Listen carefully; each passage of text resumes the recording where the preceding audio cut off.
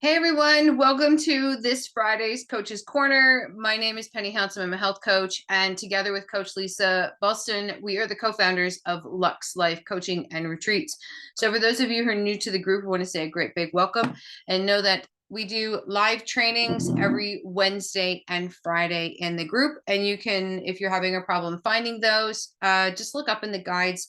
Coach Lisa usually has everything organized really, really well in order to find the lives that she does, and hers are all about nutrition on intuitive nutrition on Wednesdays, and mine are about mental fitness on Friday. So this is where we're going into.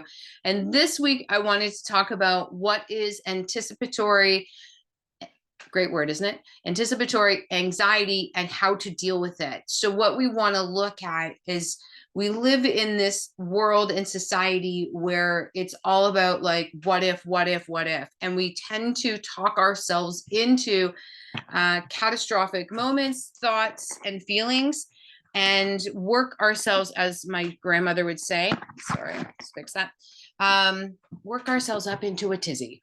So when we look at what anxiety is, and I'm speaking from a person who's had anxiety, had depression, I've had suicidal thoughts, PTSD, and traumatic grief. Those are all of the diagnoses that I've had and have worked through and managed them. So I don't have anxiety anymore, which means also the phobias that I had of heights and darkness are gone, because your phobias come from your anxiety. So when we can look at our anxiety and really focus on making a change in how we think and feel, that goes a long way to dealing with the things of anticipatory anxiety. So what is that?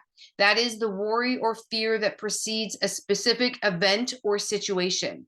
It's often occurring when you're anticipating something that might be challenging, such as a presentation, an interview, social gathering. And I want to go over a few things that can help you minimize all of those issues and problems. And I used to do it all the time.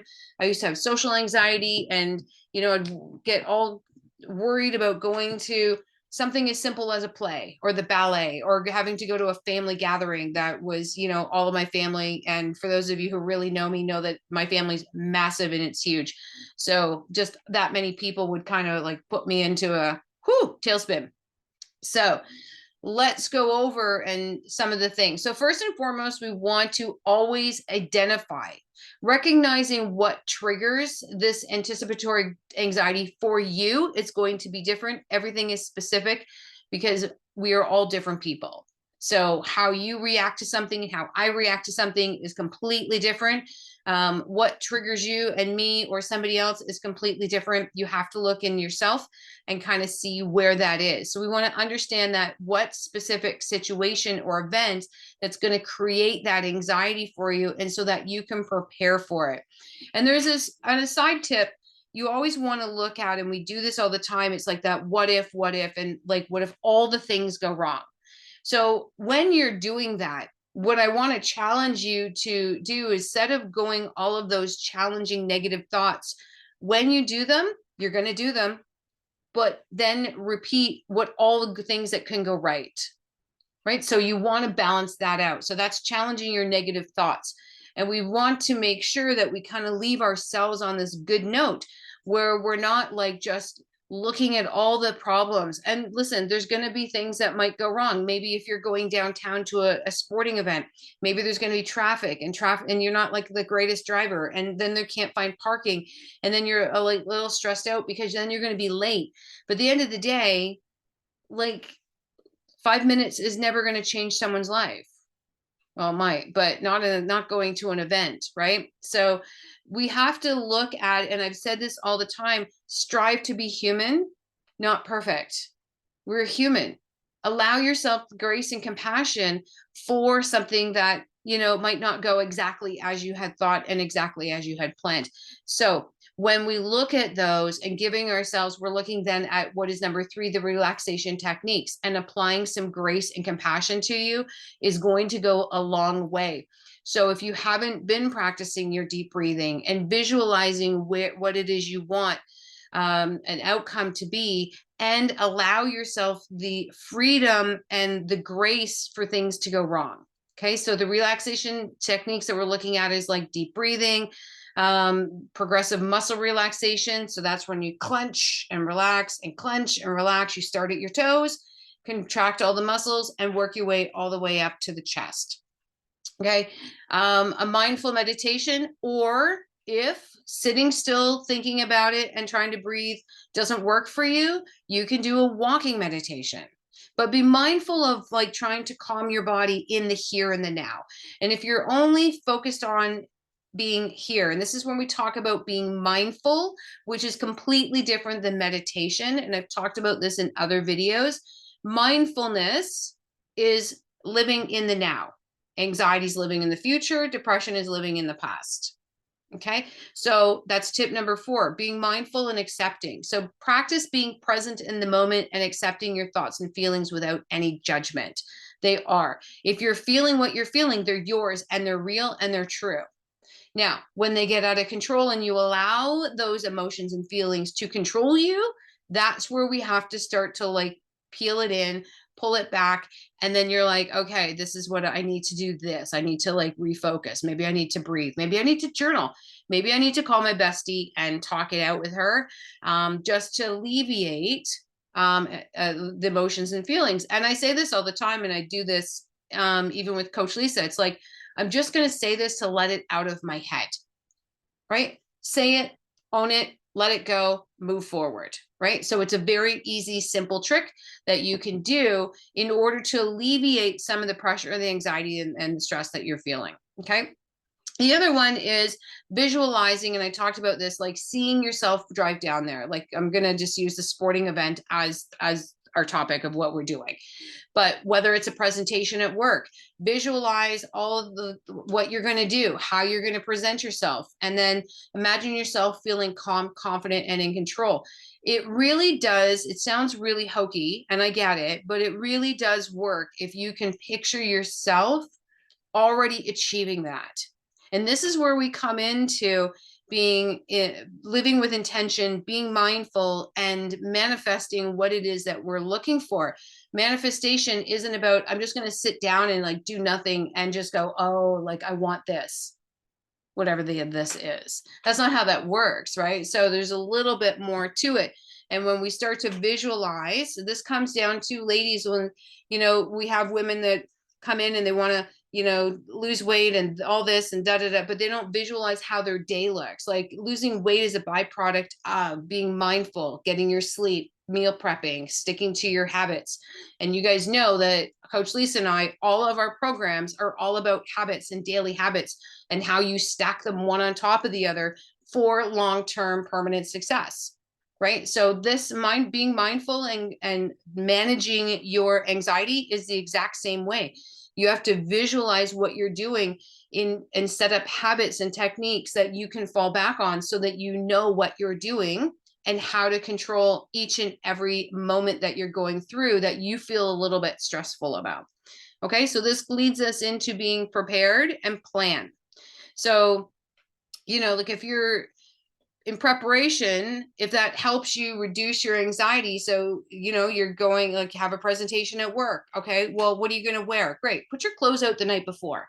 We tell our clients to do this also when you're trying to get into a routine of working out.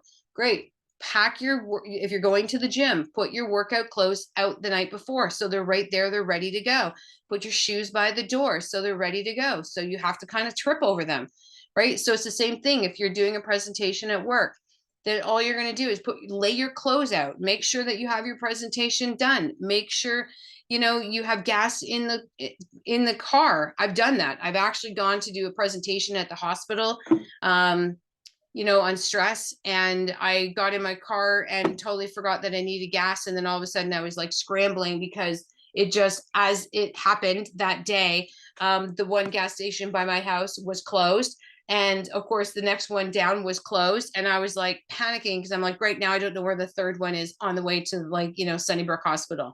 So like, there's these little things. It doesn't seem like anything, but they create stress and they create the anxiety inside. So your anxiety comes from your stress. And if you're in a stress mode and you're in fight or flight, that's going to kick in. And sometimes as simple as making sure your keys are right by the door, you've got gas in the car, you've got plenty of time, you got up and had a good breakfast, like the preparation and plan goes a really long way in order to diminish the anxiety that's going to pop up for you. Okay. Another one is always using positive affirmations, which always work. You want to talk yourself into how things are going to go great, how they are wonderful, how it's going to feel fulfilling, how I'm going to what all the good things are going to come, and focusing on that. And this is one of the key factors that we do in our program, that is positive reinforcement. Because if you're living in the negative and you're always going to look for the problems are going to be there. Whatever you focus on shows up. That is a fact, because you're looking for it, you're searching for it. It's like when you go looking for information online, if you have an opinion about something, you're going to find the information that's going to back up your opinion. If you're going to be negative, you're going to find all the things that have gone wrong in the day, opposed to all the good things. Because quite frankly, we don't have a good or a bad day. We have a day. And if you're going to focus on all the bad, then you had a bad day. If you focus on all the good, even if bad things happen, you have a good day, right? It's how you choose to see it. Now, I say that a little off the cuff, and it takes work to get there. And I understand that, because I've been there and I've gone through the change and the transformation. But this is what we have when we're helping our clients through, is constant positive reinforcement until you get to that point where it just comes naturally for you. Okay. Last one too is, and if you're really struggling, seek out support.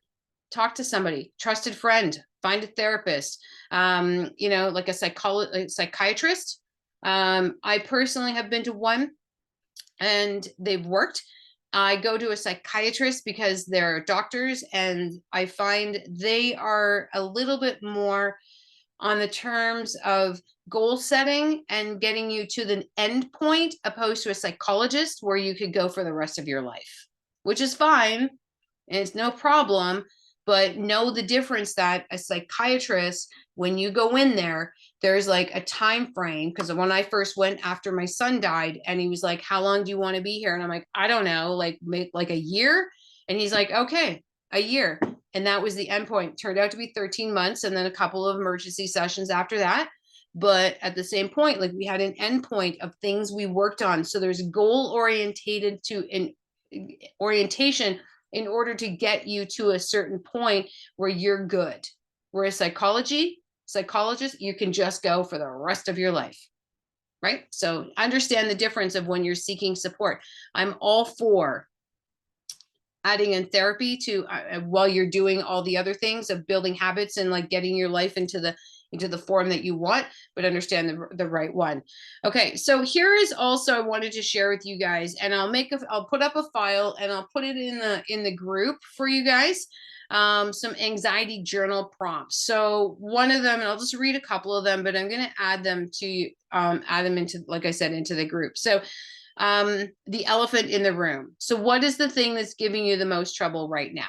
What is the elephant in the room? Stare at it straight in the face and write down, describe it. Like, what is blocking you from moving forward? What is giving you that thing that's making you feel stuck? Where is that thing where we're like, oh, like, you want to talk about it, but you don't want to talk about it, but you should talk about it, right? So these are some of the prompts. Another one is describing the fear. Spending some time writing down their two biggest fears. Let yourself really explore what they are, what they feel like, what would they look like, and then when and why and when do they crop up and how do they crop up, and then like just describe them. Because when you acknowledge something, it takes the power away from it.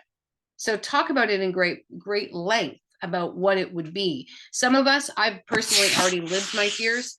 The things I feared the most have already happened, and I did not die. I wanted to, but I did not die. So, you get there. And when you're if you're sitting here thinking, listening to me going, she doesn't get it. I totally do. I really do. So you can overcome literally anything if you choose to. One of the other prompts I'll let go is like learning to let go. List all the things of your life that you cannot control and therefore you cannot change by worrying about them. I always go with the weather and traffic. Can't change the weather, can't change the traffic. What I can do is dress appropriately for the weather. And the other one is when I'm in traffic is just have an amazing playlist on my phone that makes me feel good and just suck it up and you're in it. We all know, especially if you ever, I'm from Toronto. So if you've ever like driven across the 401, wow, super fun at any time of day. All right, guys, I will put the rest of those prompts up in the group. And if you have any questions or comments, you guys know what to do. So hit the like button, hit the love button so that it stays in the feed and other people in the group can see this as well. And if you have any questions or comments, please post them below. And if you're having a problem with your anticipatory anxiety and you're unsure about what you need to do and how you can move forward, you can always reach out to Coach Lisa and I, book a call, and we give you a free clarity call. It's not a sales pitch. It's just about you getting an understanding about what habits you're doing that are keeping you stuck and in place. So guys, that is me for this week for Coach's Corner.